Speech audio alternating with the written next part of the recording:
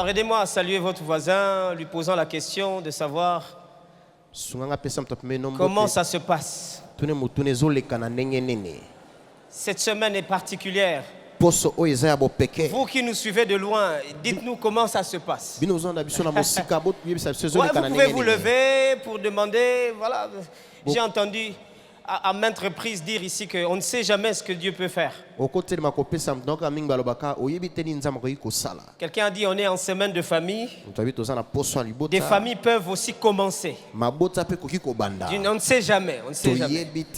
Alors, j'ai l'habitude de dire que moi, ça avait commencé ici, sur cette estrade. Il n'y a pas de procédure. Amen. Amen. Mais je suis convaincu que des semaines comme celle-ci sont censées ne jamais laisser nos familles intactes. Rien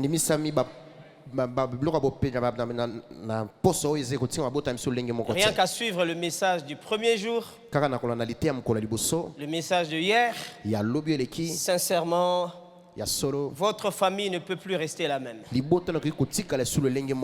Vous savez, nous avons l'habitude de prier pour nous-mêmes, de prier aussi quelquefois pour notre famille, mais prendre particulièrement du temps pour prier une semaine comme ça, pour jeûner et prier pour la famille. C'est différent quand on est intentionnel. Et quelquefois dans les choses de Dieu, ce qui fait la différence, c'est juste combien intentionnel on est. Alors ce soir, j'aimerais que nous puissions ensemble lire Luc chapitre 15. Vous connaissez bien l'histoire de ce monsieur ce père qui a perdu un enfant. Donc je n'aurai pas le temps de lire l'histoire en entier ou la parabole en entier. On va prendre quelques parties.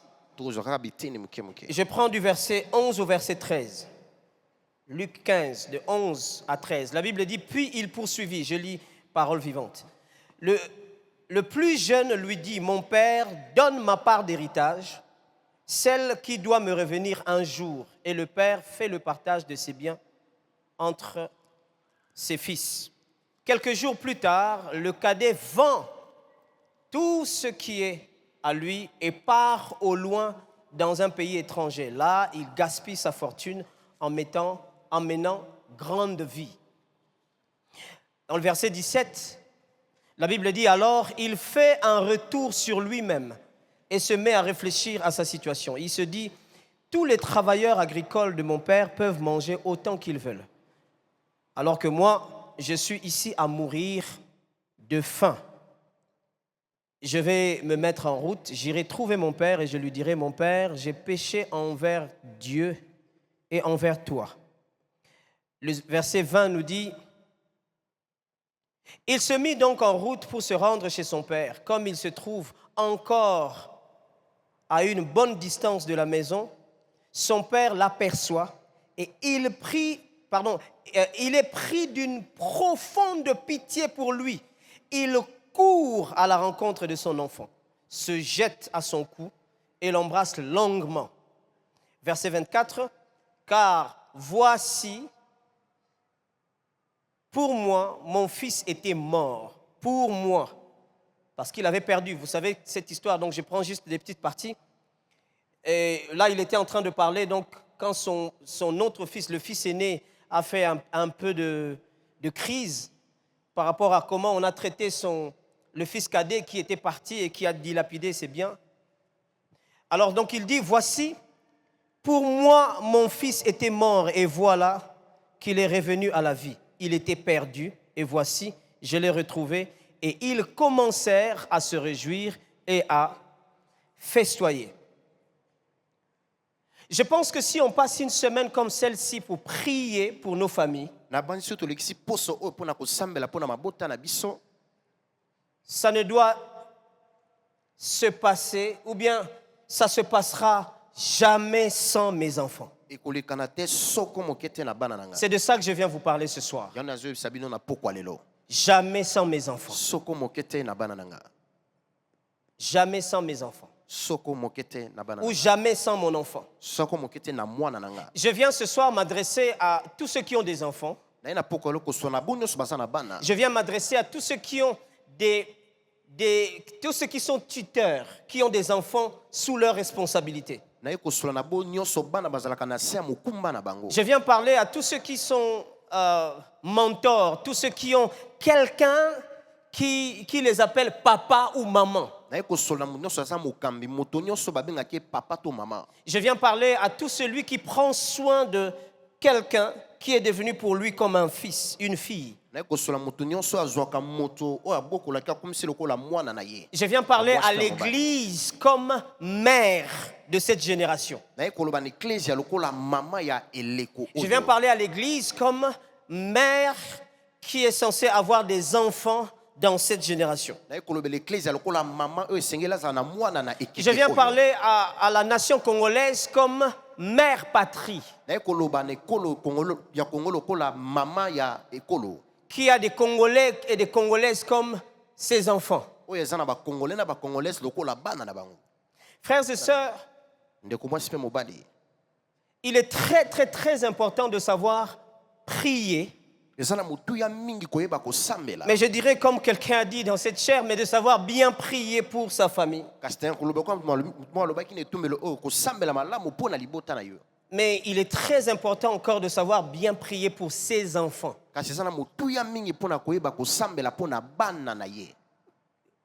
Il est très important de savoir avoir en prière des générations qui vont nous suivre.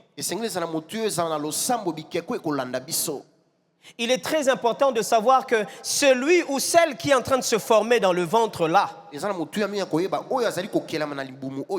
a besoin d'une prise en charge spirituelle. Jamais sans mes enfants. Est-ce que quelqu'un peut dire à lui-même jamais sans mes enfants? Si Dieu m'a sauvé, c'est jamais sans mes enfants. Si Dieu m'a fait du bien, c'est jamais sans mes enfants. Si je dois être délivré, c'est jamais sans mes enfants. Le Dieu qui m'a sauvé est capable de sauver mes enfants. Le Dieu qui m'a délivré est capable de délivrer mes enfants. Jamais sans mes enfants. Quelqu'un connaît ce film, Jamais sans ma fille? Cette femme a lutté pour son enfant.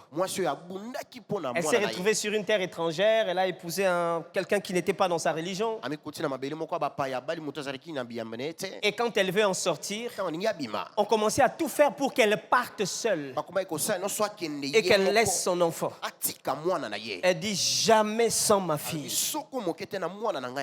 S'il faut que mon enfant reste ici, c'est que je ne partirai jamais. J'aimerais ce soir qu'un parent dise, s'il faut que mon enfant reste dans cette condition-là et que je sois le seul à être sauvé, on ne sera pas tous sauvés. Nous tous, on va rester là-dedans. Là. J'aimerais que quelqu'un tienne Dieu dans les habits pour dire que s'il faut que je sorte de là seul, c'est jamais sans ma fille, c'est jamais sans mon garçon, c'est jamais sans cet enfant-là, même s'il est encore loin maintenant, c'est jamais sans lui. Je vais passer une nuit de prière, mais ce sera jamais sans prier pour mon enfant.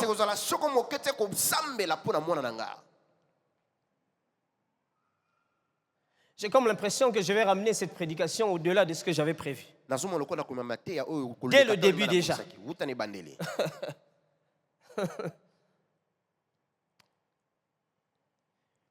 Pourquoi il est important de prier pour les enfants? Pourquoi? Pourquoi? Vous savez, quelquefois, quand je regarde comment nous venons à l'église, on dirait qu'on se débarrasse des enfants. On dirait qu'on se dit, on n'a pas besoin qu'ils nous dérangent.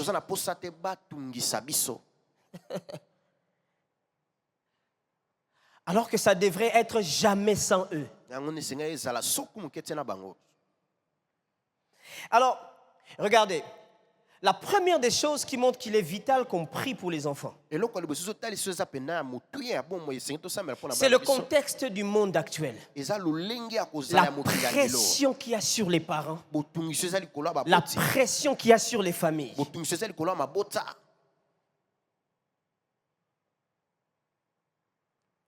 Aujourd'hui, l'UNICEF est en train de nous raconter que 60% d'enfants sont déjà en proie de l'anxiété. 60% d'enfants sont dépressifs. Les enfants, s'il vous plaît. J'ai parlé avec un psychiatre qui me raconte.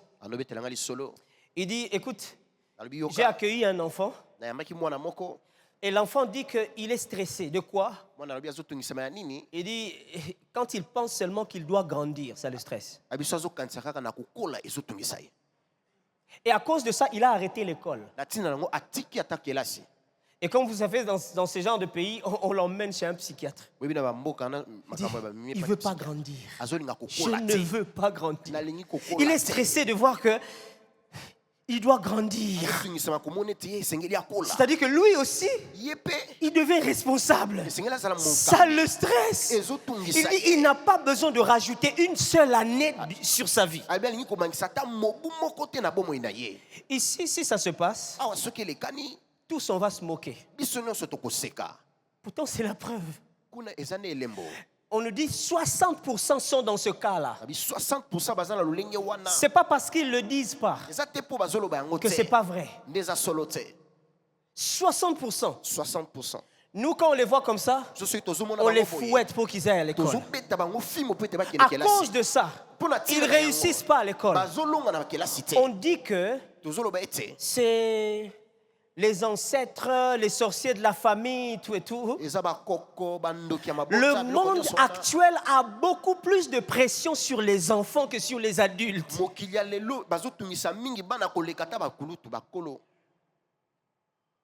Frères et sœurs, la déchéance, les catastrophes que nous vivons aujourd'hui dans notre génération prouvent que les enfants que nous étions hier, on n'a pas pris soin de nous comme il faut. Spirituellement d'abord, émotionnellement ensuite.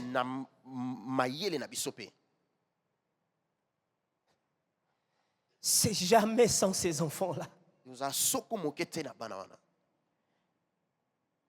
On nous rapporte aujourd'hui que de 9 à 11 ans, c'est l'âge où l'enfant est exposé à là où la pornographie commence à avoir de l'impact sur lui. De 9 à 11 ans. Il a peut-être été exposé à ça dans son enfance. Il a vu, il a regardé.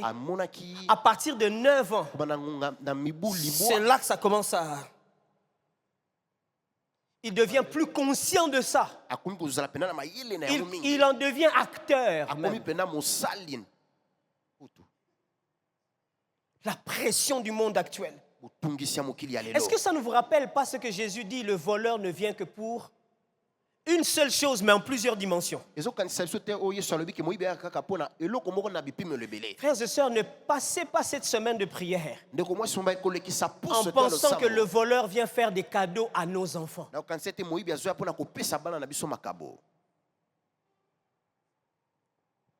Pourquoi il est important de prier pour les enfants? C'est simple. C'est le principe de brèche spirituelle.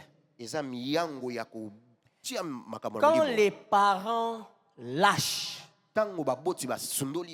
l'ennemi prend. C'est aussi simple que ça. Quand en tant que parent, vous ne faites pas, l'ennemi va faire à votre place. Quand vous pensez que vous avez encore le temps, le diable n'a pas besoin de plus d'une seconde pour prendre. Très important.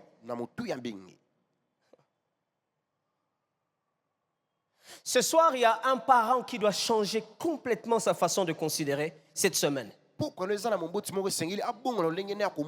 Un parent doit comprendre que cette semaine est une semaine pour lui surtout, mais en faveur de ses enfants.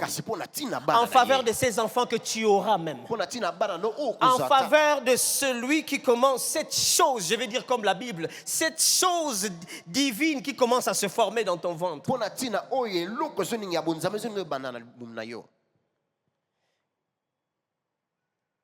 Ce que les parents laissent, Satan les prend. Souvenez-vous, Moïse vient libérer les enfants d'Israël. Et puis on lui pose une question bête selon lui. Ceux qui travaillent avec Pharaon, les serviteurs de Pharaon lui disent, papa, laisse ces gens partir. Regarde, on est en train de finir ici là. Pharaon dit, bon, allez, posez-leur quand même la question de savoir qui doivent partir. Moïse dit, quoi? Cette question n'a pas de sens. Regardez la réponse de Moïse. Dans le verset 9, Moïse répondit, nous irons avec nos enfants d'abord. C'est comme si Moïse connaissait cette affaire. Hein? Les enfants d'abord. Moïse dit, si on va quitter ici, premièrement, c'est d'abord les enfants. C'est pas pour rien que c'est cité dans cet ordre-là. Parce qu'il n'y a jamais d'avenir sans enfants. Il n'y a jamais regardez, Abraham, pourquoi Abraham pleurait? Il dit, mais tu me donnes des bonnes promesses. Mais qu'est-ce qui me prouve que je vais toucher ça? Une prochaine génération. Alors si nous pensons que notre combat, c'est juste pour que nous puissions nous en sortir, nous perdons d'avance. Si nous pensons que arranger cette nation, c'est juste pour que nous on soit à l'aise, on n'aura absolument rien fait. Si nous pensons que les décisions à prendre au Parlement ne doivent considérer que notre bien-être à nous, nous perdons déjà l'avenir. Ça devrait être jamais sans les enfants.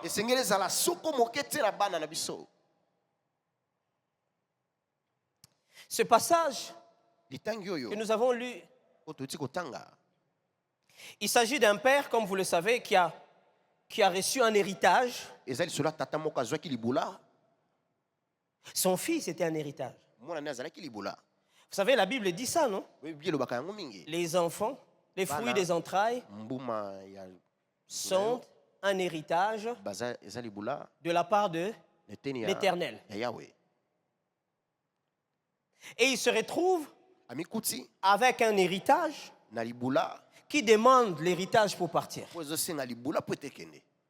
Cet enfant dit, moi j'ai besoin de mon héritage. Suivez-moi très bien ce soir.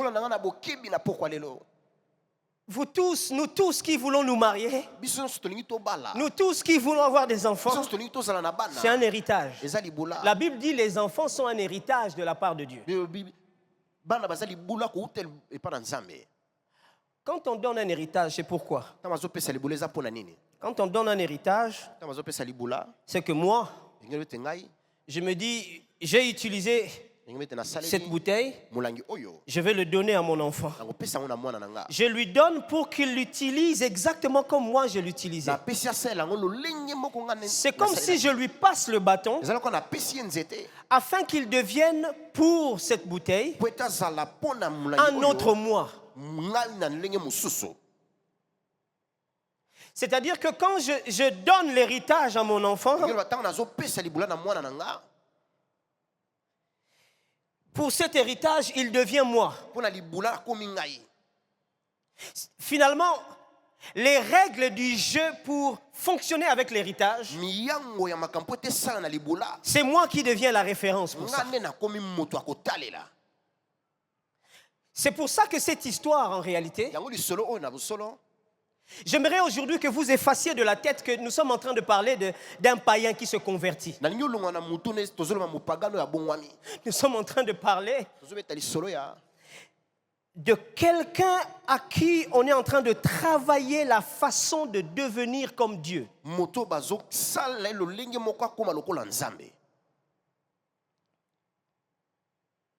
Ok. Cette parabole nous montre comment on doit être parent selon Dieu. C'est pour ça que l'acteur principal ici, ce n'est pas l'enfant, c'est le père. Pourquoi? Parce que si en naissant de nouveau, vous êtes censé ressembler à Christ.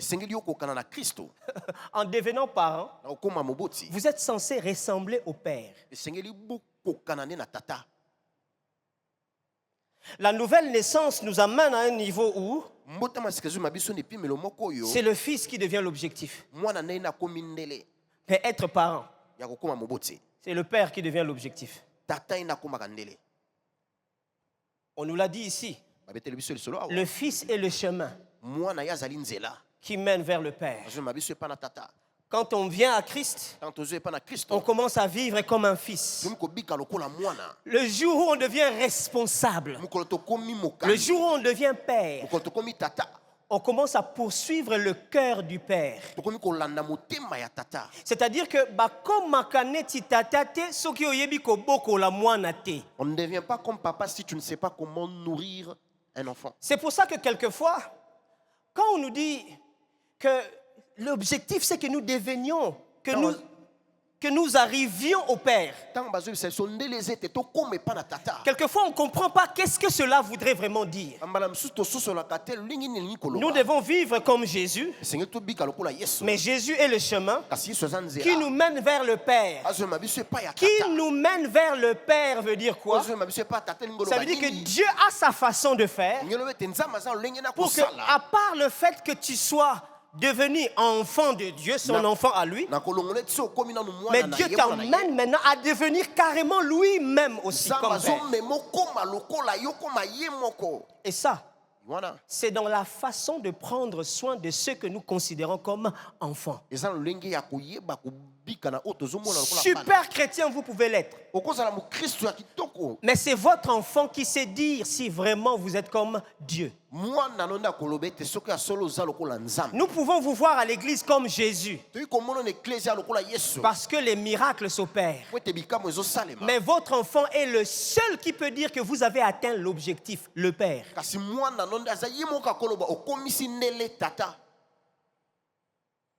Et c'est ça le but de cette parabole.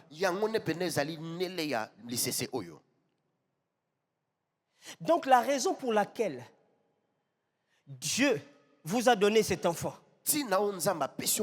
la raison pour laquelle Dieu vous donnera cet enfant, la raison pour laquelle il a commencé à se former déjà dans votre ventre, là, les femmes enceintes qui sont ici, c'est que il va vous emmener pas à devenir seulement comme Christ, mais à devenir comme le Père de Christ. Alors, j'aimerais partager avec nous 4 principes qui se dégagent de cette parabole. Et nous devons garder ça en tête pendant que nous prions pour nos familles, mais en particulier quand nous prions pour les enfants.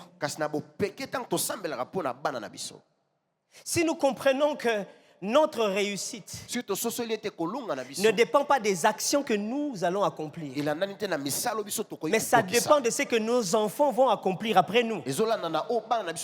C'est maintenant qu'on va être intentionnel dans des semaines de prière comme celle-ci. Oh, RDC, ta réussite, ce n'est pas ce qui se fait aujourd'hui. C'est ce que les enfants d'aujourd'hui sont capables de produire demain quand nous ne serons plus là. Alors notre focus dans la prière, ce n'est pas aussi et surtout d'abord que nous puissions réussir aujourd'hui. Mais c'est que nous puissions réussir à être exactement comme le Père pour ces enfants-là. Parce que c'est leur réussite qui fait notre honneur. Leur échec fait notre défaite. Quel que soit ce que nous aurons réussi aujourd'hui. Frères et sœurs, vous qui travaillez dans quelques filières que ce soit, institutions de l'État, éducation, médias, sachez-le très bien que si vous ne savez pas prendre soin des prochaines générations qui sont entre vos mains aujourd'hui, ça ne s'appellera jamais réussite. C'est jamais sans mes enfants. C'est jamais. J'aimerais que quelqu'un étende ça plus loin. C'est jamais sans mes neveux. C'est jamais sans mes nièces. C'est jamais sans mes petits cousins. C'est jamais sans ceux-là qui sont sous ma responsabilité. Si vous êtes capable de passer 40 jours de jeûne et prière pour vous, c'est très bien. Mais si vous êtes capable de passer plus de 40 jours de jeûne et prière pour l'avenir de cet enfant qui donne l'impression d'avoir raté son avenir, qui donne l'impression qu'avec sa santé là, ça ne peut pas aller très loin, qui donne l'impression que la façon dont il a été plusieurs fois renvoyé de l'école, ça ne va pas marcher.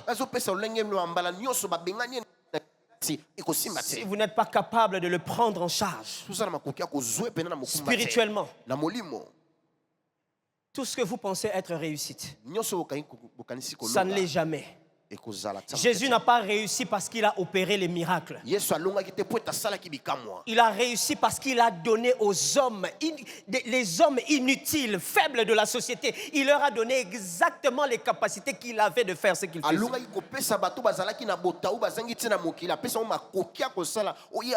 Et il leur a rendu capable de faire au-delà de ce que lui-même il faisait. Il n'y a pas d'honneur tant que ceux-là qui doivent nous succéder ne nous dépassent pas. Il n'y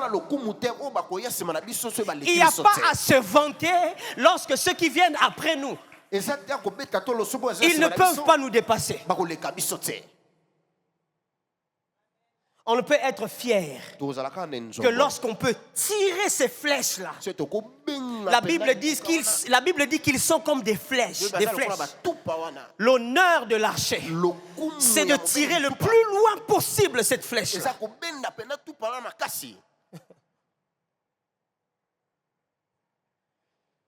Le premier principe qui se dégage ici, c'est que les enfants peuvent se garer eux-mêmes, même s'ils ont grandi dans de bonnes conditions.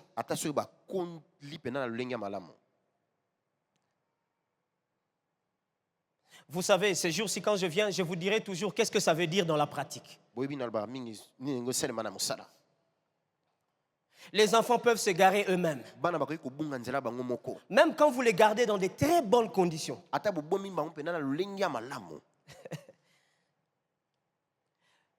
Avoir des bons parents, ça ne suffit pas. Ou être des bons parents, ça ne suffit pas.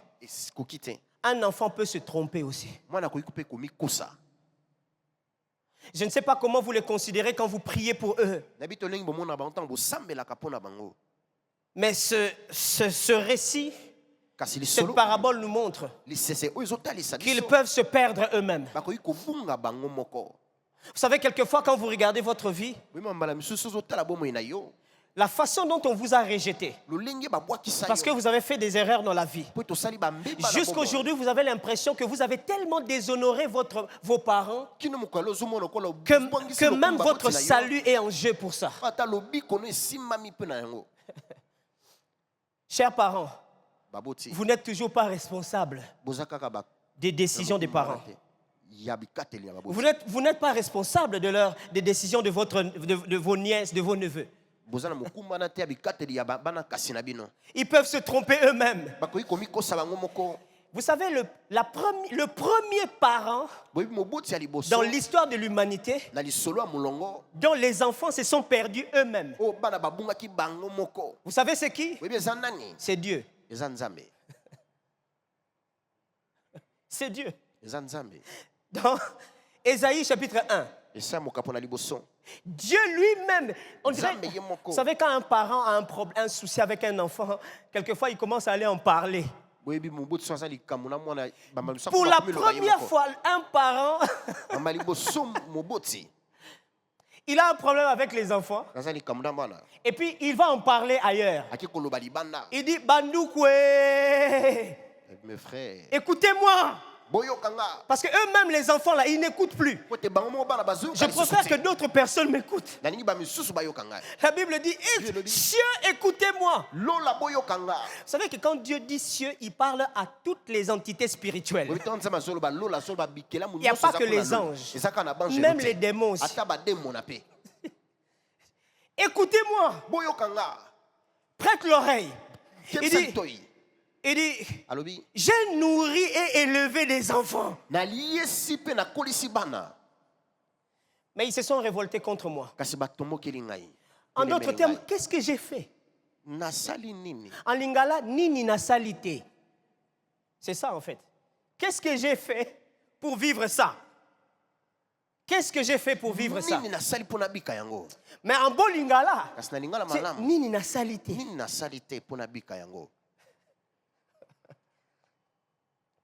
Dieu lui-même s'en est plaint. C'est là que vous comprenez que le plus important pour les enfants, ce n'est pas seulement avoir des pères, des bons pères pour empêcher le mal. Mais c'est surtout avoir des pères capables d'assurer le retour. Avoir un père qui t'empêche de tomber, c'est bien. Mais avoir un père qui prépare un chemin pour ton retour, c'est mieux. Alors, chers parents, quand vous priez pour les enfants, priez en préparant un chemin de retour.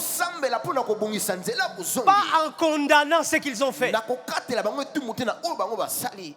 Pour celui qui est déjà tombé, pour l'enfant qui est déjà tombé, il n'y a rien d'autre qu'on cherche, si ce n'est un chemin de retour. Ah, je ne sais pas à quel cœur je parle ce soir, mais j'aimerais te rassurer que cet enfant reviendra exactement comme il est parti. Il reviendra exactement. Il n'a même pas envie de venir à l'église. C'est pas grave.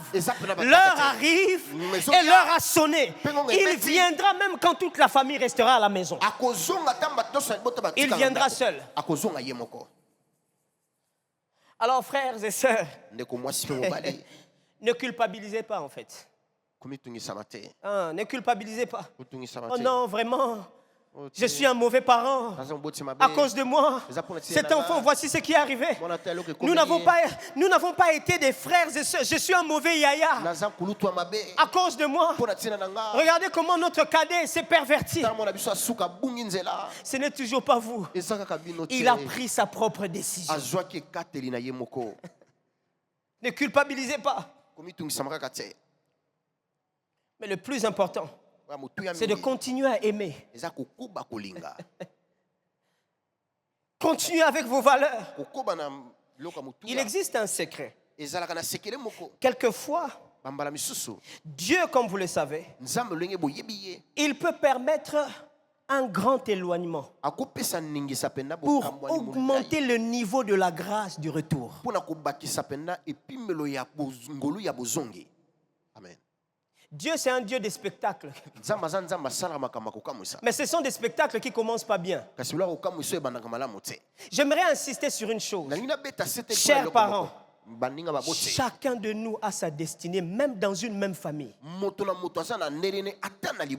Chacun de nous a sa destinée. Je ne sais pas si c'est Ndenge en Lingala, je ne crois pas. Mais chacun de nous a sa destinée.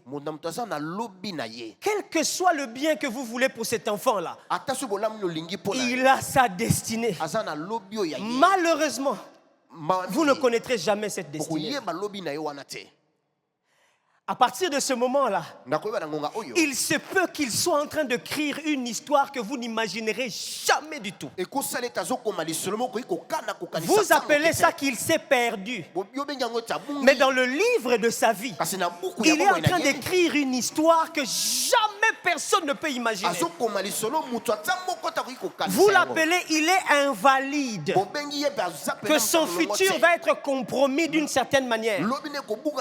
Mais il se peut qu'il soit en train d'écrire une histoire que personne n'a déjà écrite dans votre famille. Quand on lira cette histoire, ça sera avant lui et après lui. Ça va se démarquer. Ces enfants-là que nous laissons de temps en temps dans cette salle-là, en disant qu'on ne veut pas qu'ils nous dérangent ici dans cette salle, elles sont en train d'écrire une histoire que personne n'a déjà écrite dans la famille. Chacun a sa destinée. Si vous n'avez pas pu empêcher le mal, prévoyez au moins un bon chemin de retour.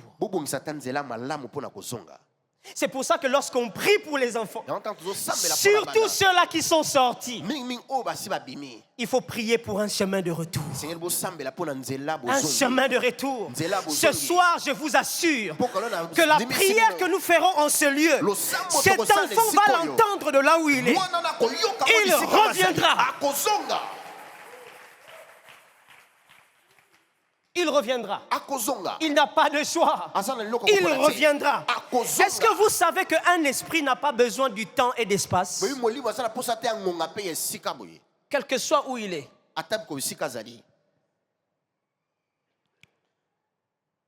Je parle de celui-là. Je vois quelqu'un qui est allé en Angola. Et les parents se disent, mais qu'est-ce qu'il est devenu? Même ses membres de famille sont complètement perdus. Qu'est-ce qu'il est devenu?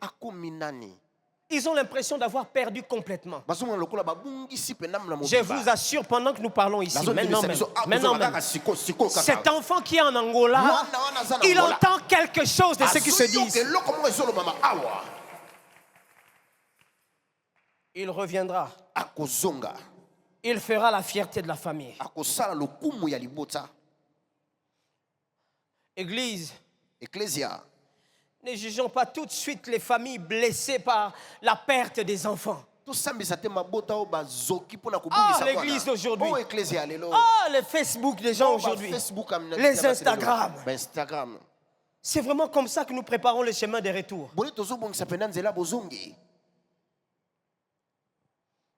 Église, devenons un espace de prière pour les enfants perdus. Nous sommes tous très mal lorsque nous voyons ces enfants, les Kuluna, les Shege. Nous sommes très mal. Je vous assure, même moi, le premier réflexe, j'ai envie qu'ils meurent.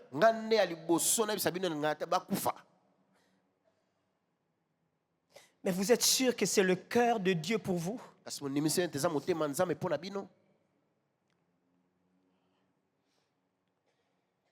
La deuxième des choses que ce passage nous enseigne. Je vais le dire comme ceci.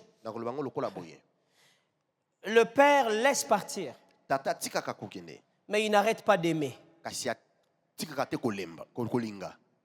Il laisse partir. Il sait que là où tu vas, là tu vas tomber. Ça c'est vraiment Dieu, ça. J'ai entendu des gens dire, pourquoi Dieu ne m'a pas empêché de tomber dans cette erreur-là?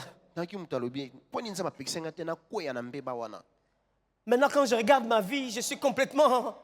Je ne sais pas si je prêche seulement aux parents, ces enfants, aujourd'hui. Mais j'aimerais dire à un enfant, tu n'es pas perdu, tu peux revenir. Tu peux revenir. Tu peux revenir. Ça ne dépend pas de l'âge, tu peux revenir. Il laisse partir. L'enfant demande son héritage. Il sait que c'est la perdition. Mais il le laisse partir. Il ne l'a pas laissé partir par colère. Certainement qu'il avait un sentiment compliqué dans son cœur. Il se dit, comment tu peux si tu savais les projets que j'ai pour toi, comment tu peux... Laisser partir ne veut pas dire exposer l'enfant. J'aimerais interpeller un parent qui a laissé partir un enfant sans garder un cœur d'amour pour cet enfant.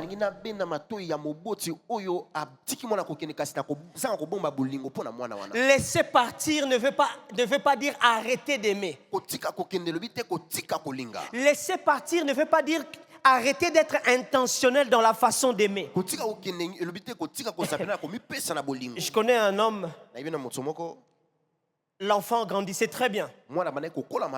Et puis à un certain moment, l'enfant a eu des longs bras. Vous connaissez ce que ça veut dire chez nous? C'est-à-dire que dès qu'il était chez vous, si on ne vous a pas informé, quelque chose va disparaître. Et il était devenu tellement ingénieux, cet enfant. Une fois, il va chez son oncle, un serviteur de Dieu, à Sanoli oncle. Il a volé son oncle. Oh! L'oncle était tellement fâché. Il va chez son mentor. Il dit, mais j'ai un neveu là compliqué. Regarde ce qu'il m'a fait. Son mentor lui dit, j'aime bien ce qu'il a dit, ce monsieur-là. Le mentor lui dit, oh, je crois qu'il a besoin que tu le rapproches vraiment de toi et que tu l'aimes encore. Quoi? Il m'a déjà peigné comme il faut. Je le rapproche. C'est pour qu'il puisse me finir. Quoi.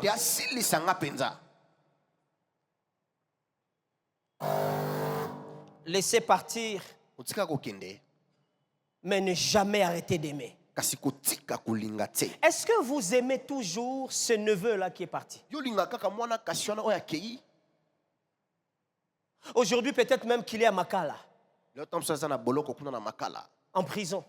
Est-ce que vous l'aimez? Je ne parle pas d'une pensée pour dire que, ah, vraiment, moi, non, on a fait tout ce qu'on a pu. Non. Si tu dis on a fait tout ce qu'on a pu, c'est que tu n'as pas encore fait tout. Parce qu'il y a encore quelque chose à faire.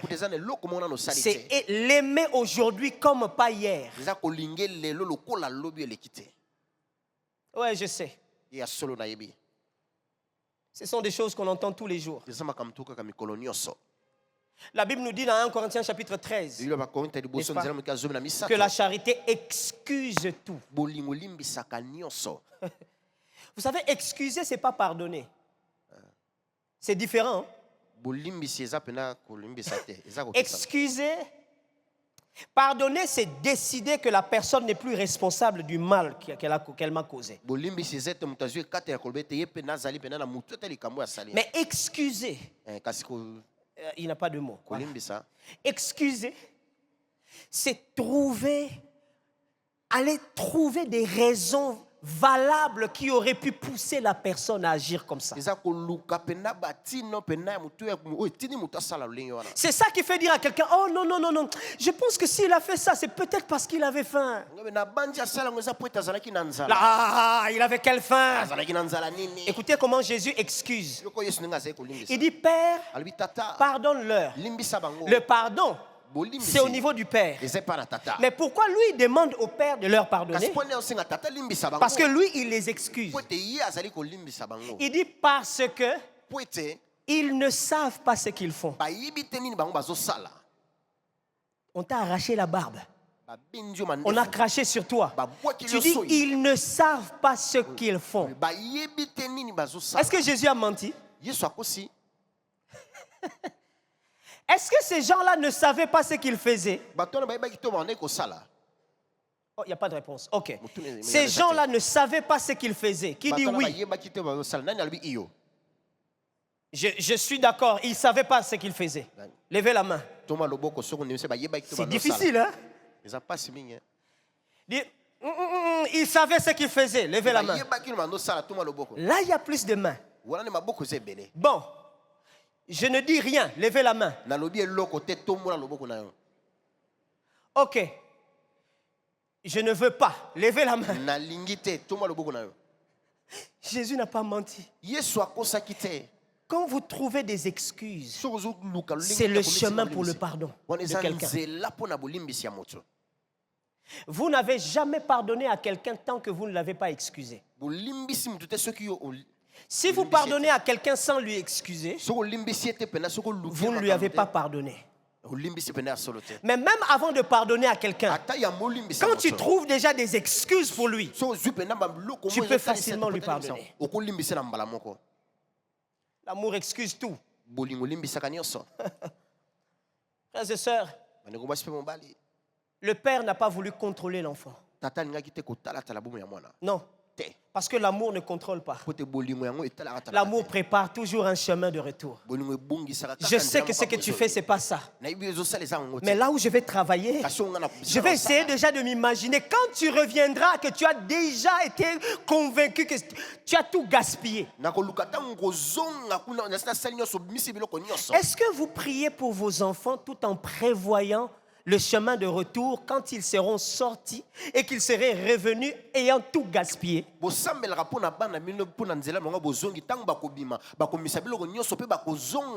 que vous priez pour vos enfants en disant: Seigneur, donne-moi tous les moyens possibles pour que même si cet enfant part et qu'il déshonore toute la famille, mais quand il reviendra, qu'il trouve toujours un moyen d'épanouissement? Est-ce que ça fait partie de vos prières?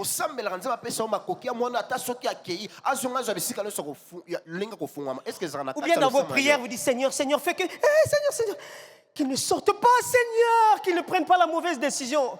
Cette prière n'a pas de sens.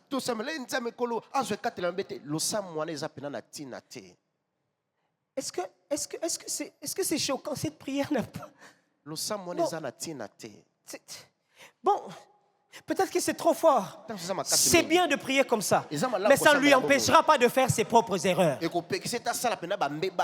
Chers parents, il fera ses propres erreurs afin d'écrire sa propre histoire.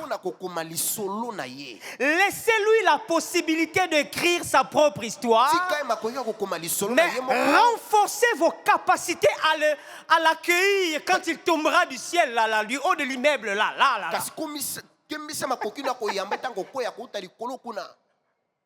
Parce que ça arrivera.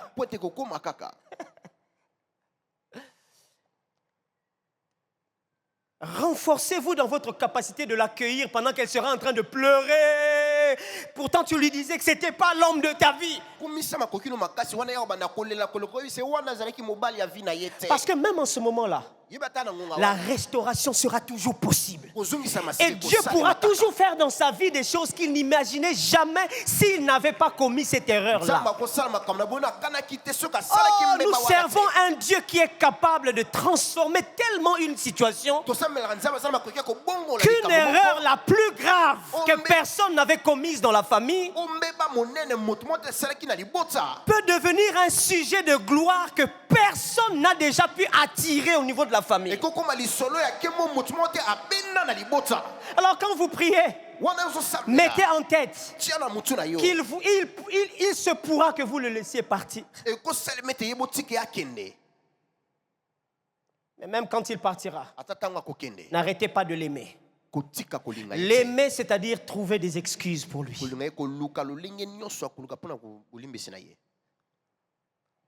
Alors, s'il vous plaît, c'est bien de surveiller. Mais aimer, c'est mieux. Vous pouvez bien le surveiller comme vous voulez. Mais aimer va au-delà de surveiller. Aimer, c'est même quand je ne sais pas voir là où il est. Même quand je ne pourrais pas contrôler.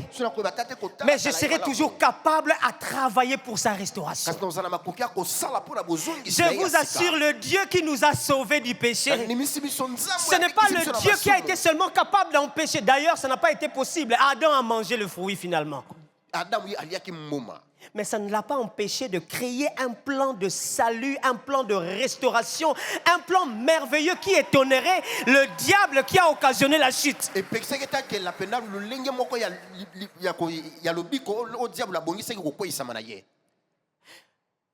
Vous n'avez pas besoin d'avoir peur.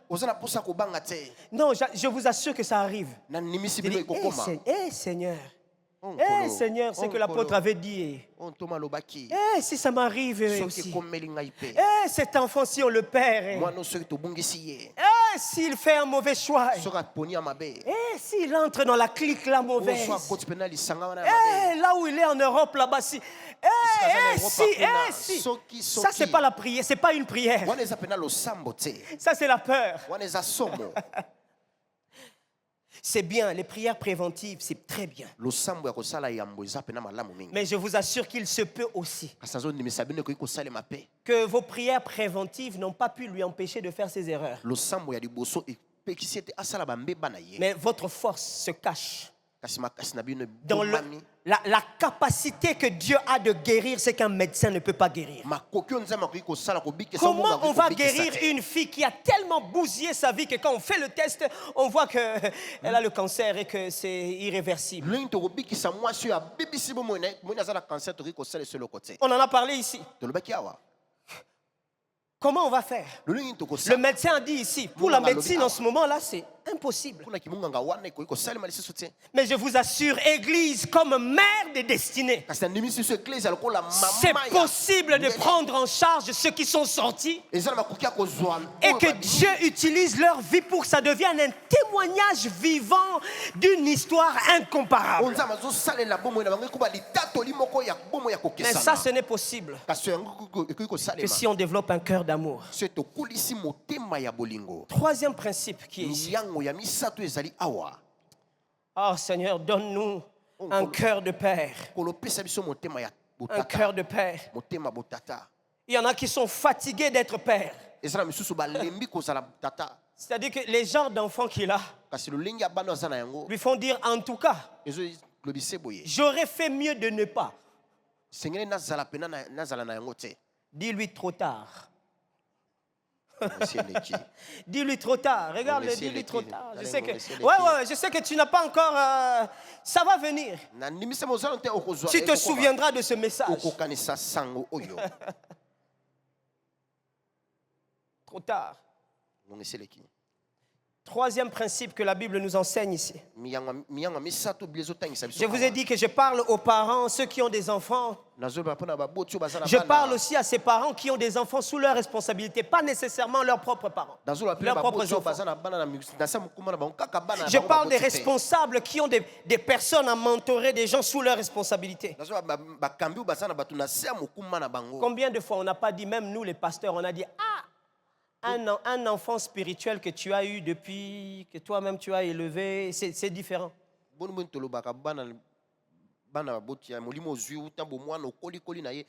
Mais un enfant spirituel que tu as adopté,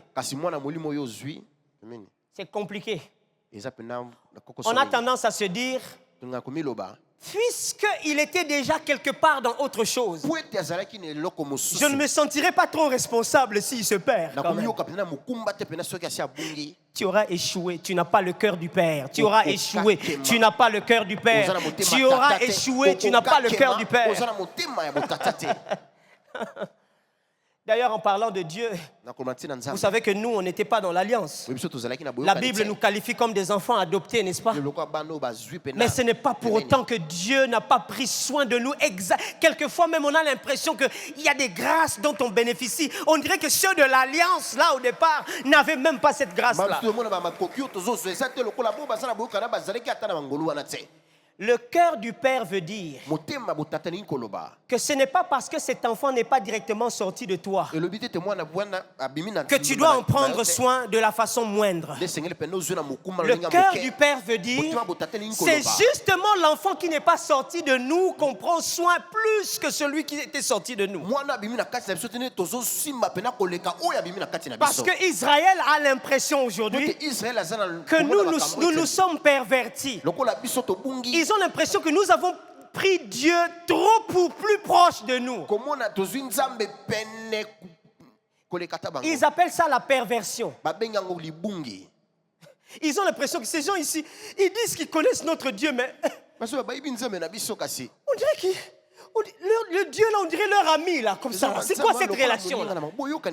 On a l'impression qu'il s'est révélé plus à nous qui étions païens qu'à eux qui étaient dans l'alliance. Parce que c'est ça le cœur du Père.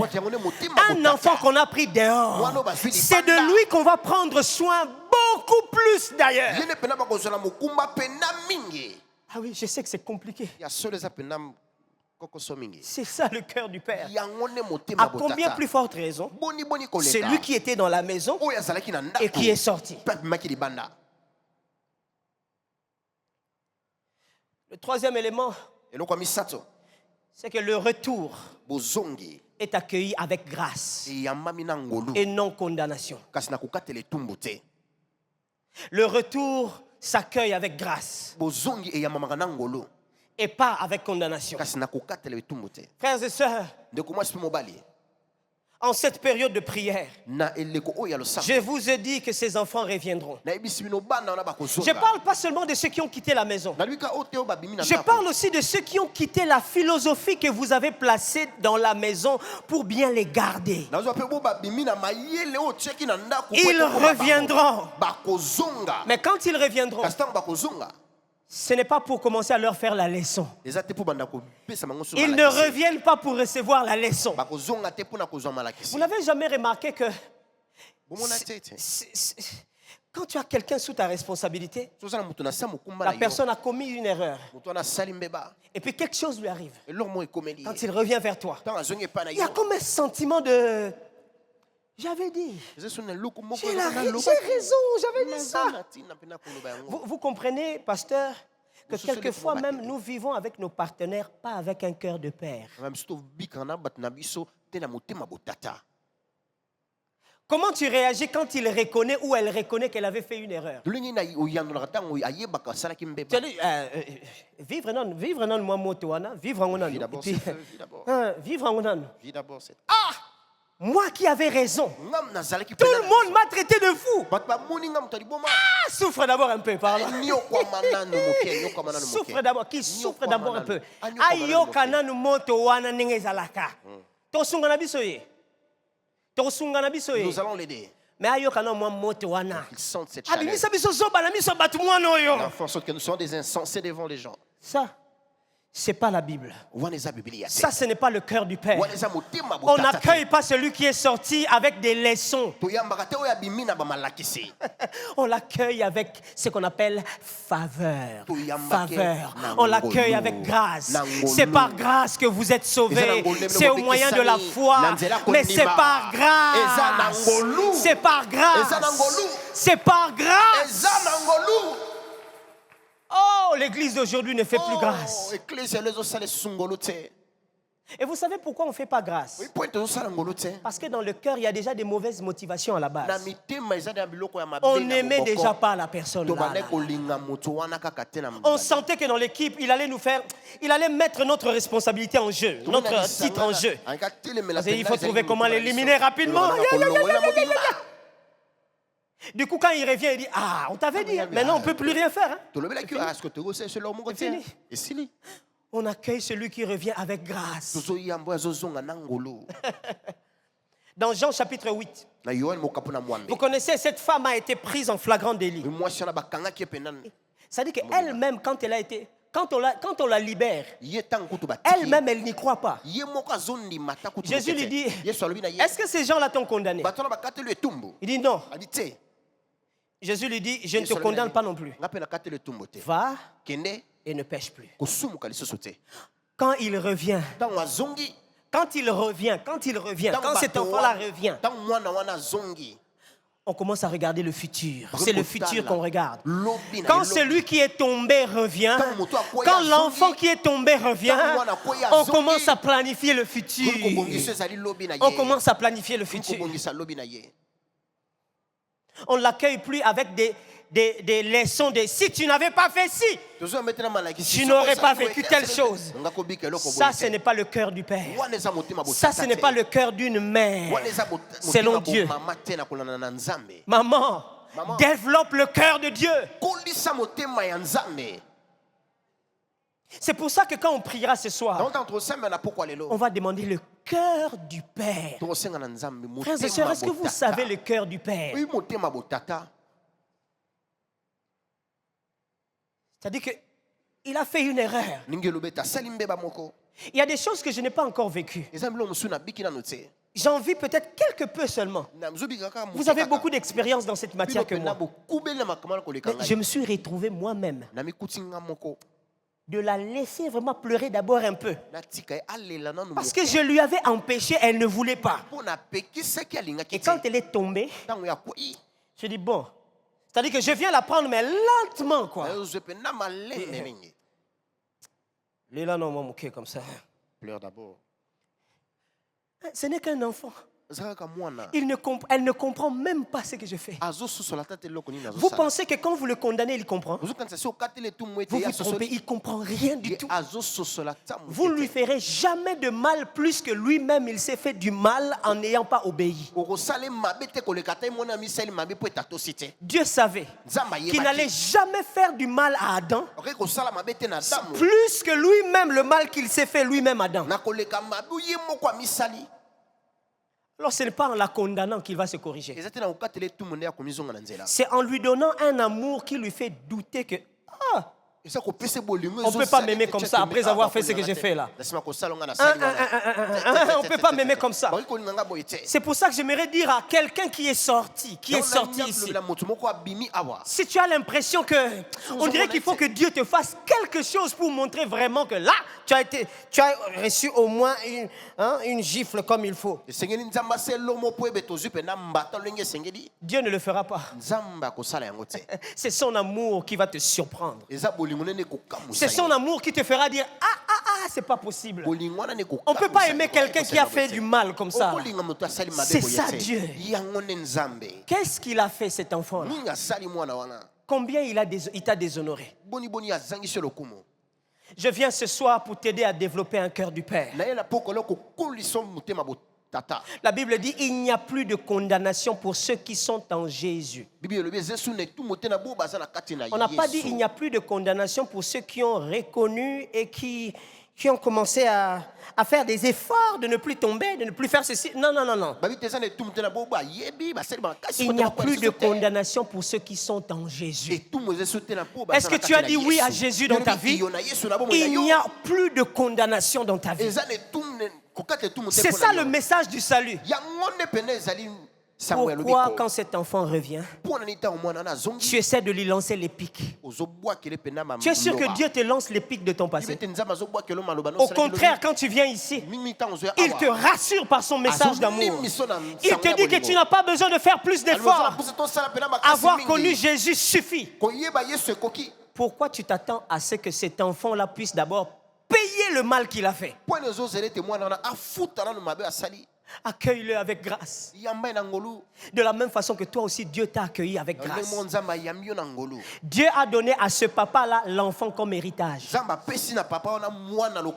papa-là aussi a donné à l'enfant un héritage. Dieu était en train de regarder le père, pas l'enfant. Quand Dieu vous donne un enfant, c'est pas cet enfant-là que Dieu regarde. C'est vous que Dieu regarde. Ce n'est pas cet enfant-là que Dieu veut travailler. C'est vous que Dieu veut travailler. Alors si vous avez quelqu'un sous votre responsabilité, devenez plus intentionnel. Parce que c'est vous que Dieu est en train de viser. Alors dans la parabole de Jésus, Jésus raconte, on dirait que Jésus, dans sa parabole, le papa là était conscient qu'il devait représenter pour cet enfant-là exactement ce que Dieu représente pour lui. Parce que Dieu aussi avait perdu l'héritage. Il a perdu Adam. Mais comment il a géré l'affaire? Première réaction, ce n'est pas Adam qui est allé vers lui. C'est lui qui est allé. Est-ce que tu vas encore vers cet enfant-là aujourd'hui?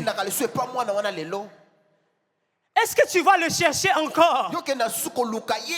Ou bien tu t'es dit, j'attends qu'il revienne. Tonzo zela te azonga. Ce papa n'a pas attendu. Tata na zela kite. La grâce n'attend pas que le fautif vienne. Ngolezo zela te moto ambeba La zonga. grâce court pour aller chercher le Ngolo fautif. kenda ka koluka moto ambeba. L'histoire du christianisme Lisolo bo Kristo. consiste en ce que Et comme tous ont péché bonne puissance to et sumoki. ne peuvent plus aller atteindre Dieu. Otori ko kende te ko koma C'est epai ya pour ça Nzambe. que c'est lui, Dieu, Yango nde ye Nzambe. qui est venu vers nous. Aye pa na biso. Alors s'il est venu vers toi, Yango soka ye pa na ye. va vers cet enfant. Kende pa mwana wana.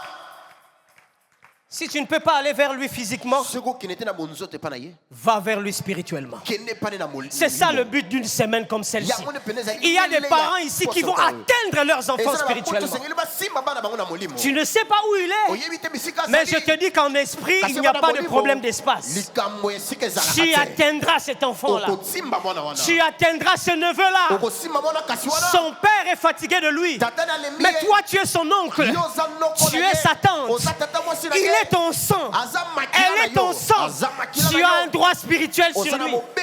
Tu peux aller vers lui. Il existe chez les Juifs une tradition qu'on appelle Kezaza. Kezaza. Kezaza. Kezaza, ça s'écrit K-E-Z-A-Z-A-H. Kezaza est un rituel traditionnel. Kezaza veut dire couper de ton peuple.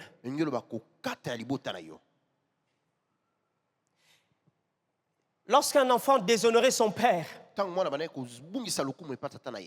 et qui faisait un acte comme celui-là, la tradition exigeait qu'on puisse exercer le kezaza vis-à-vis de lui. Ce sont les anciens du village qui vont le faire. Ils vont prendre un vase. Tous les jours, ils viendront à l'entrée du village pour attendre que cet enfant revienne. Parce qu'on sait que généralement, un enfant qui est sorti, qui a déshonoré son père, tôt ou tard, il revient. Alors le kezaza exige que les anciens du village. Souvenez-vous que ce monsieur dans la parabole de Jésus, c'est un grand homme. Donc c'est un notable. C'est quelqu'un qui aujourd'hui, ça serait un honorable, excellence, je ne sais pas moi qui. Alors c'est quelqu'un qui avait beaucoup de biens. Et dans la culture juive, un homme comme ça, ses biens ne profitaient pas qu'à sa famille, mais ça profitait aussi à la communauté.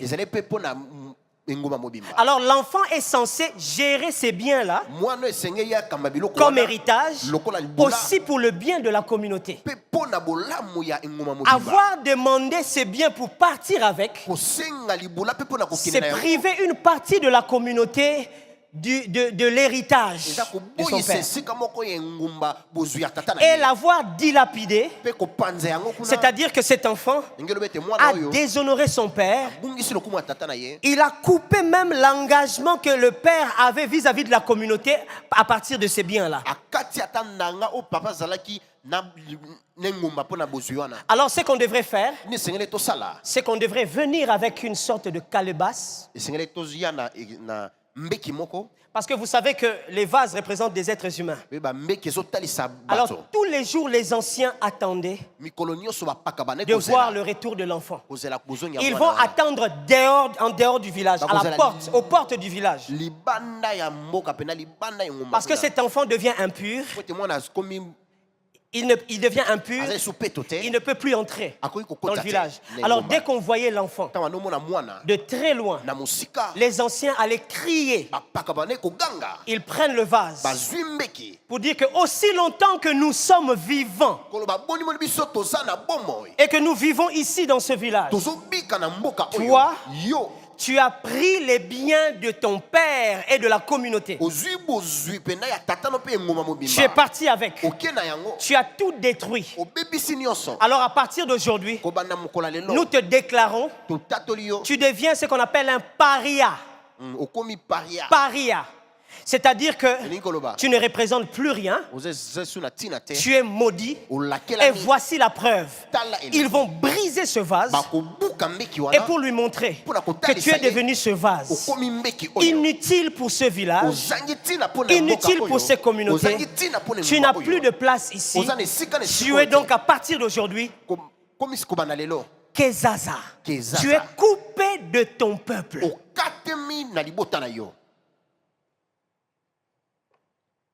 Ce père connaissait que le Kezaza existe. La Bible dit tous les jours, lui-même, il s'est placé aussi dehors.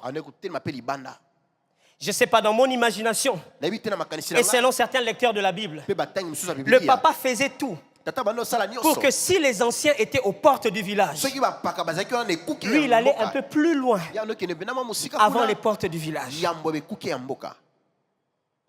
Et ce papa, ce qu'il va faire, la Bible dit, il a aperçu l'enfant de loin. De loin. Il sait qu'il y a un Kezaza qui attend l'enfant ici. Il dit, si je l'attends venir, le vase va être brisé. Il ne pourra plus faire partie de mon peuple. Il ne sera plus mon fils en réalité. Parce que le vase aura été brisé. Parce que lui-même, le père, il doit respecter les anciens. Vous savez que Dieu sait respecter les règles spirituelles. C'est pour ça que, oh mon Dieu, l'Église a été choisie par Dieu pour démontrer aux cieux, aux puissances célestes, les anges, les démons, la hiérarchie démoniaque. Ce sont là les anciens qui appliquent le Kezaza, mes amis. Dieu dit, si j'attends que Adam vienne, il a un Kezaza déjà signé. Mais si je cours vers lui, avant que les anciens ne puissent le voir, je peux éviter le Kezaza. La Bible dit, le père, quand il a aperçu l'enfant de loin, il a couru vers l'enfant. Très vite. Si je le laisse avec ses habits, on saura que c'est lui. Mais si je lui mets un autre habit, rapidement, quand il viendra, cet habit-là, c'est... On ne peut pas faire un Kezaza à quelqu'un qui porte un habit de gloire. C'est pas possible. Ça, c'est la première des choses. Tu peux aujourd'hui remettre habit de gloire sur cet enfant-là. Avant même qu'il ne revienne. C'est la prière que nous ferons ce soir. On lui revêtira d'un habit de gloire. Il est encore ensemble avec des drogués. Il est encore dans un pays qu'on ne connaît pas. Mais on lui mettra un habit de gloire. Deuxième des choses, il dit emmenez l'anneau rapidement. Parce que l'anneau est la preuve de l'autorité. L'autorité. Quand on scelle quelque chose d'un anneau, c'est-à-dire que cette chose va se faire exactement à cause de l'anneau qui a été utilisé pour sceller. Le père dit emmenez rapidement un anneau. On met l'anneau au doigt du garçon. Pourquoi? Dès que l'enfant vient se présenter, il n'est déjà pas seul. Il n'est déjà pas seul. Il n'est déjà pas seul. C'est pour ça que Dieu ne nous a pas pris seuls comme ça. La Bible dit qu'il nous a pris avec lui. Il nous a transportés jusque dans le royaume du Fils de son amour. Il nous a transportés. C'est-à-dire que c'est avec lui. On était avec lui. Quand il nous a menés, le Père prend cet enfant-là. Il vient avec. Alors vous les anciens, regardez l'enfant, essayez de faire votre Kezaza. Regardez la robe qu'il a. C'est une robe de gloire. Regardez à son doigt, il y a un anneau. Et cet anneau, c'est l'anneau du Père. Donc en ce moment-là, c'est l'enfant qui est en train de venir, qui a plus d'autorité que les anciens qui doivent exercer le Kezaza. Frères et sœurs, quand on prépare le chemin de retour pour ces enfants-là, on peut déjà mettre mettre un anneau à leurs doigts. On peut déjà prendre l'autorité que Christ nous a donnée. On peut déjà commencer à les couvrir de cette autorité-là. Parce que je vous assure, les anciens de vos familles là, si seulement on leur laisse l'opportunité de toucher à cet enfant-là, façon dont ils vont le détruire. Alors, je ne veux pas que tu laisses les anciens de ta famille s'en prendre à tes enfants. Je ne veux même pas que tu laisses le père de cet enfant-là. Toi, tu es l'oncle. Est-ce que tu sais que dans sa famille, quelque chose peut se faire comme ça. Mais toi, en tant qu'oncle et représentant du ciel, tu peux éviter le kezaza dans sa vie.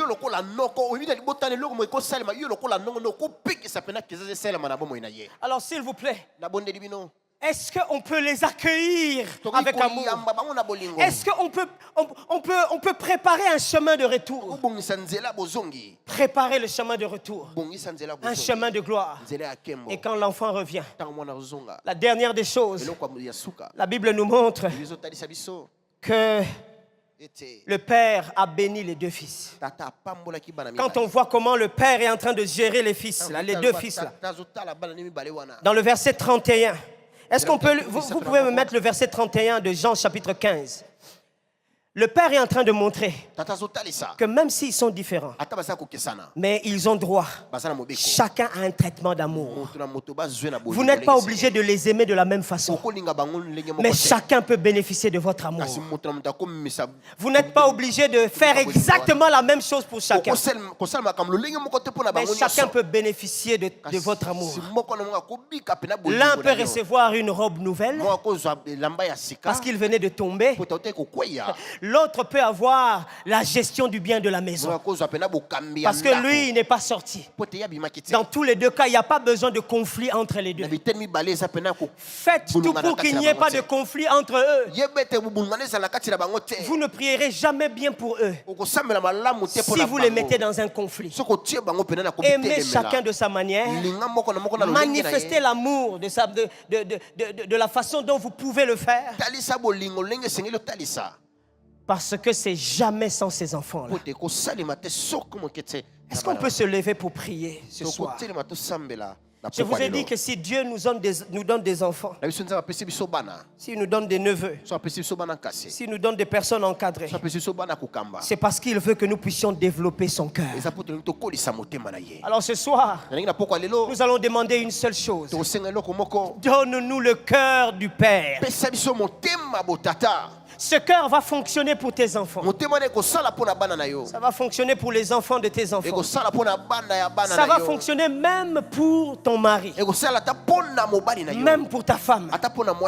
Dans les jours qui viennent, Dieu va nous bénir encore et encore des enfants dans cette église. Est-ce que quelqu'un entend ce que je suis en train de dire? Dieu va nous bénir encore et encore avec les enfants. Voici pourquoi Dieu le fera. Parce qu'il y a une saison nouvelle que Dieu ouvre, tant dans cette église, mais aussi et surtout dans cette nation. Et Dieu sera en train de préparer nos enfants comme ces vraies flèches. Et quand est-ce que nous allons lancer ces flèches-là? Cette semaine. C'est cette semaine que nous lançons ces flèches-là. Alors avant d'être capable de lancer une flèche, il faut développer le cœur de celui qui lance la flèche. Le cœur du Père. Est-ce que tu peux demander à Dieu de te remplir de son cœur? De son cœur. Je sais que tu peux avoir un cas flagrant d'un enfant qui dérange dans la famille. Mais le plus important, ce n'est pas l'enfant. Dieu touchera toujours l'enfant là où il est. Mais est-ce que quand il viendra, il va trouver un environnement de restauration? Est-ce que quand il viendra, Est-ce qu'il va trouver des personnes, des anciens qui vont briser sa vie? Est-ce que tu seras capable de tout faire afin que personne ne touche à sa vie?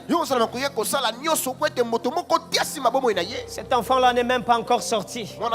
Il n'a même pas encore fait des erreurs. Mais aujourd'hui, tu peux prévoir un chemin de retour glorieux pour des erreurs que tu ne pourras pas contrôler. Le cœur du Père. Demande à Dieu de te donner ce cœur.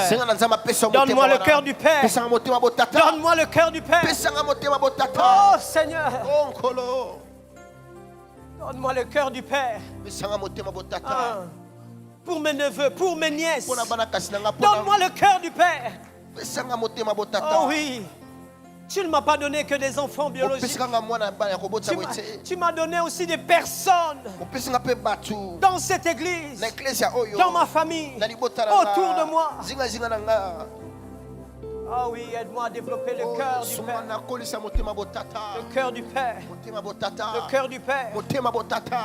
De ne pas avoir un cœur de condamnation à leur égard. Le cœur d'amour, le cœur d'amour, le cœur d'amour, le cœur d'amour. Le cœur d'amour. La condamnation ne règle rien.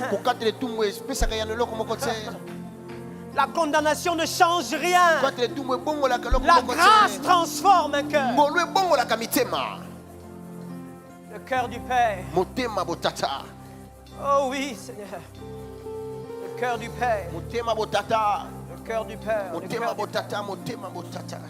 Un cœur qui sait tout faire pour préparer le retour. Un cœur qui peut tout préparer pour la restauration.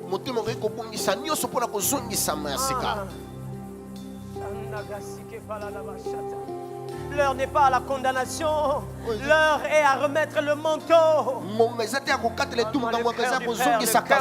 Le cœur du Père. Le cœur du Père.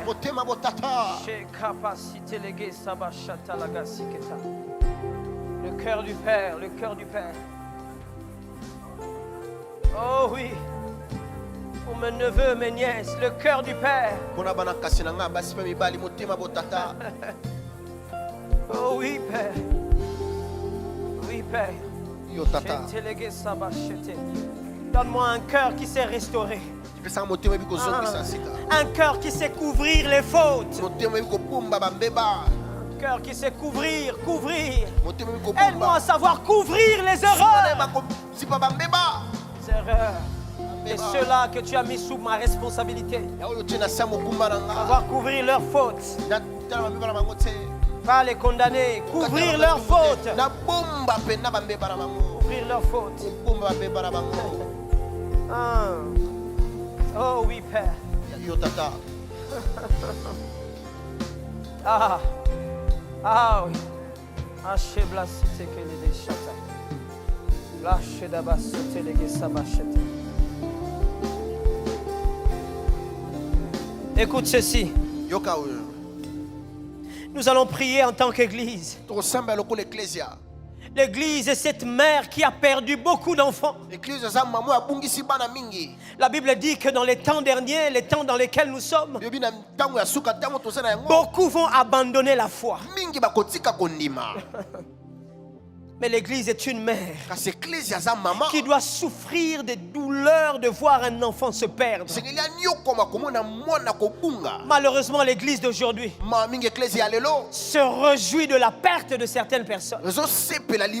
Malheureusement, l'Église d'aujourd'hui publie sur Facebook, publie sur Instagram.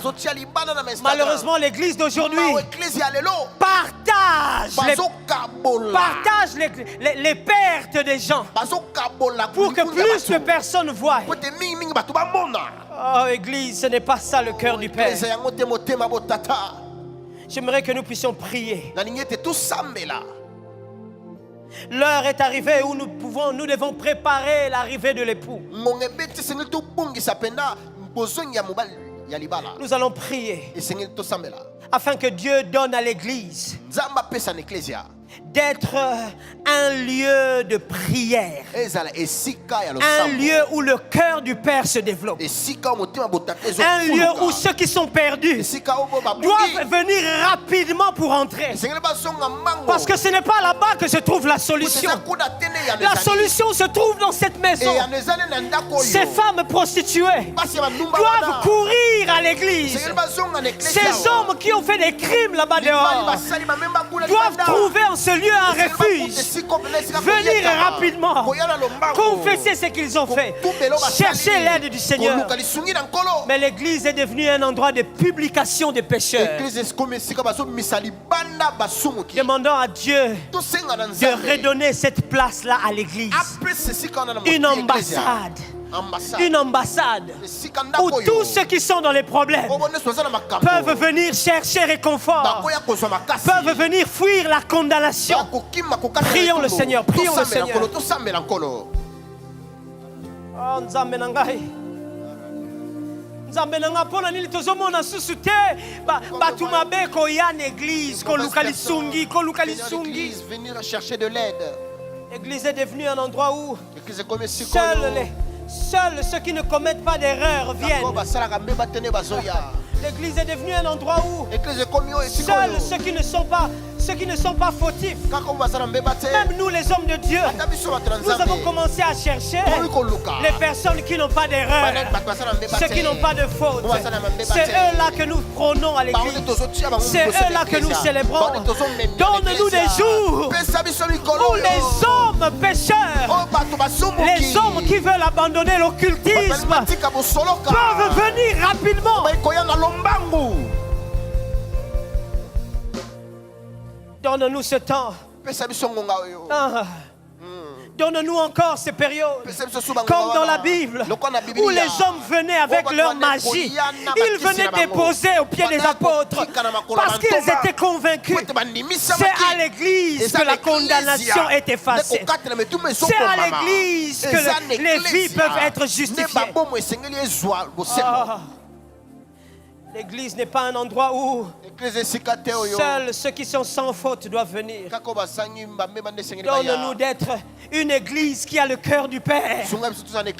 Une église qui sait accueillir ceux qui sont dans l'attente, dans la recherche du salut.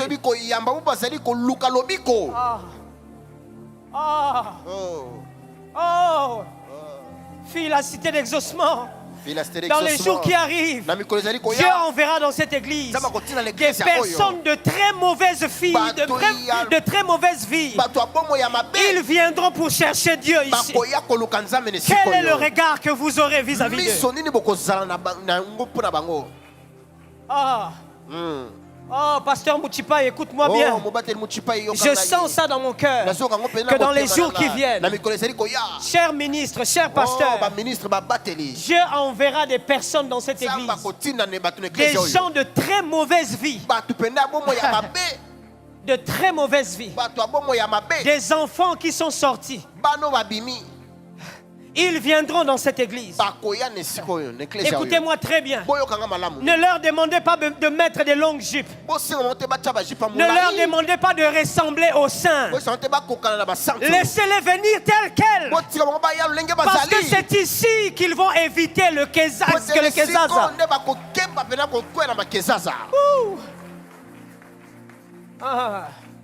L'heure vient où ces garçons de très mauvaise vie, ceux-là qui ont commis des crimes inimaginables, ils courront ici dans cette église. Ils vont venir chercher la grâce du Père.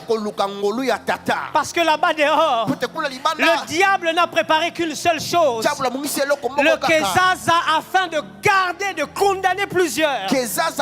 L'heure est arrivée où la cité d'exaucement deviendra réellement une ambassade pour les enfants qui sont sortis et qui cherchent le salut. Église, préparez-vous. Prépare-toi, église. Tu les trouveras dans ton lieu de travail. Tu les trouveras là-bas en route. Quand tu les verras, tu reconnaîtras que Dieu a parlé ce soir. Prends-le. Ramène-le ici.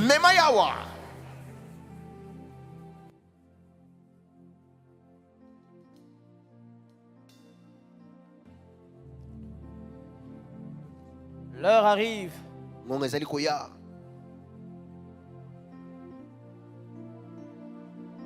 Afin que les cœurs des enfants se rapprochent des cœurs du Père.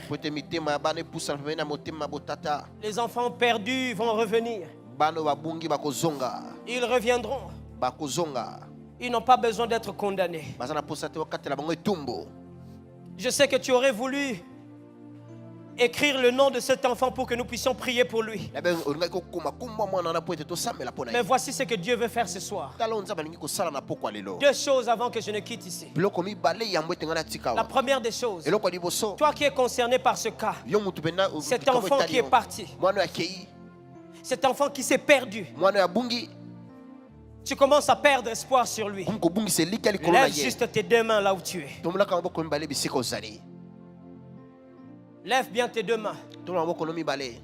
Parce que l'église comme mère, nous allons prier maintenant. Voici ce qui va se passer. Ce n'est pas ton enfant le problème. C'est toi que Dieu vise. Le Père se reconnaît par son esprit. Tu reconnaîtras que tu as reçu le cœur du Père pour cet enfant-là, parce que tu vas recevoir l'esprit du Père.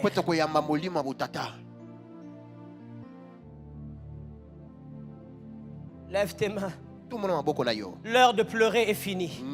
Tu as trop pleuré pour cet enfant-là. Tes pleurs de ce soir ne sont plus les pleurs du désespoir. Ce sont les pleurs de joie. Lève juste tes mains. Église, est-ce que nous pouvons prier afin que Dieu remplisse ces hommes et ces femmes de son esprit?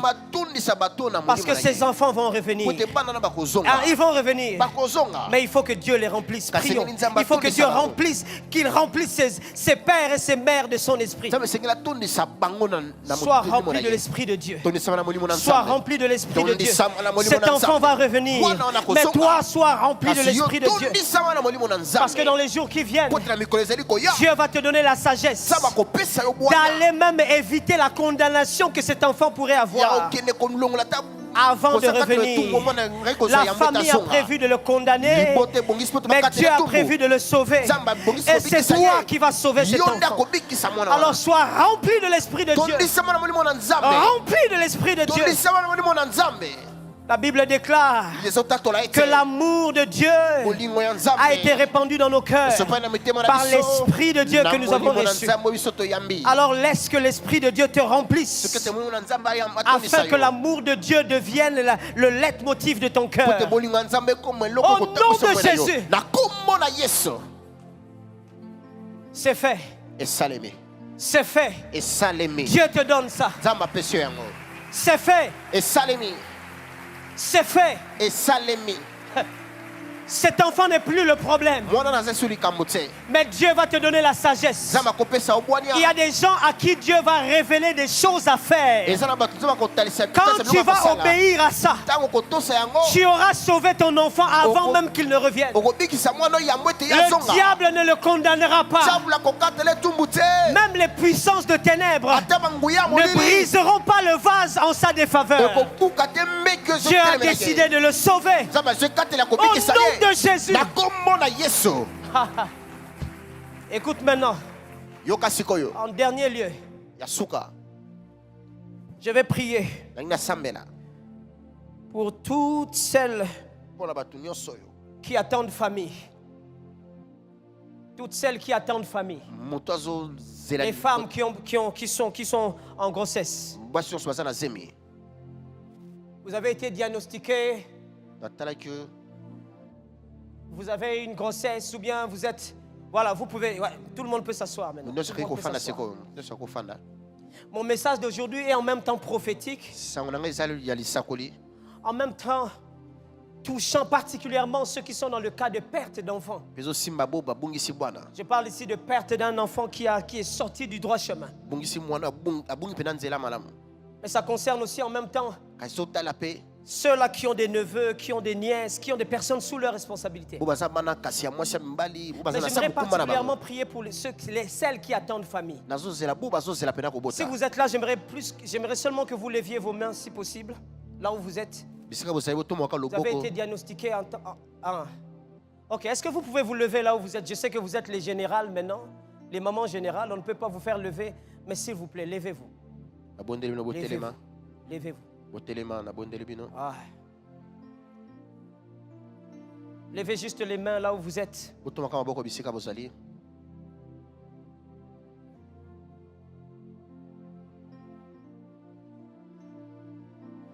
Les enfants dont on a parlé ici, c'est aussi les enfants que vous avez là. C'est aussi ces choses qui se forment dans vos ventres. Certains enfants sont sortis. Ils sont déjà dans l'erreur. Ils ont déshonoré les familles. Mais vos enfants ne sont même pas encore nés. J'ai eu une grâce particulièrement ce soir pour vous, les femmes enceintes ici. Et pendant que je parle, l'Esprit de Dieu est déjà en train de fonctionner en vous. Parce que les enfants que vous portez sont sanctifiés particulièrement ce soir. Et tous ces enfants ici là, ils sont cadenassés à être serviteurs et servantes de Dieu. Particulièrement ce soir. Alors de là où vous êtes, soyez remplis du Saint-Esprit. Je parle de vous, mais je parle aussi et surtout de ces enfants qui sont maintenant dans vos ventres. Elles sont en train d'entendre ma voix. Enfants maintenant même, vous allez faire l'honneur de la famille. Vous allez faire l'honneur de la nation. Et vous allez faire l'honneur de l'Église. Au son de ma voix, recevez l'Esprit de Dieu. Soyez baptisés maintenant même.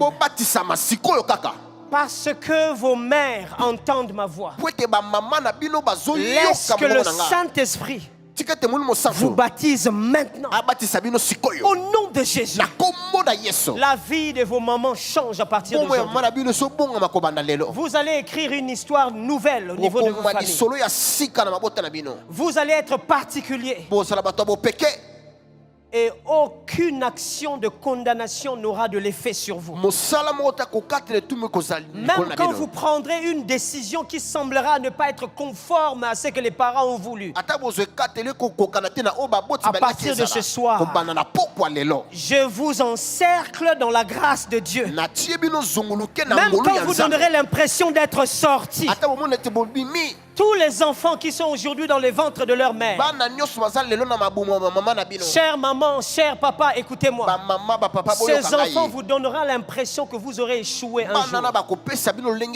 C'est surtout pour eux aussi que ce message est sorti. Mais quand ça arrivera, souvenez-vous que Dieu a parlé ce soir, que ces enfants écriront une histoire que personne n'a écrite. N'ayez pas peur. Gardez le cœur d'amour. Gardez le cœur qui prépare le chemin de retour. Parce que ces enfants sont des schémas, ont un schéma de Dieu. Et ils sont un plan divin. Au nom de Jésus, que Dieu vous bénisse.